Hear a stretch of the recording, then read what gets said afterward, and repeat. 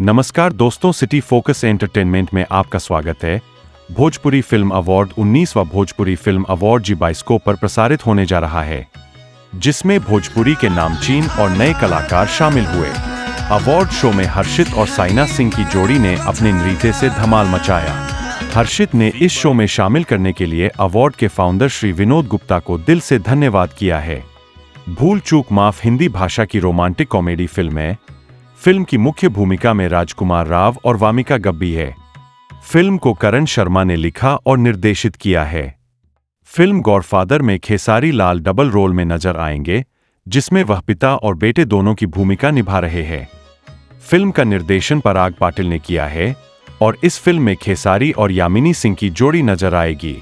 बॉलीवुड की popular actress Preity Zinta ने 1 करोड़ से ज्यादा की धनराशि का दान करने का फैसला लिया है।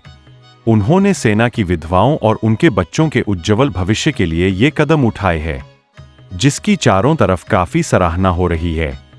सिटी फोकस एंटरटेनमेंट चैनल देखने के लिए धन्यवाद। ऐसे ही रोचक खबर देखने के लिए हमारे चैनल को लाइक, सब्सक्राइब और शेयर करें। धन्यवाद।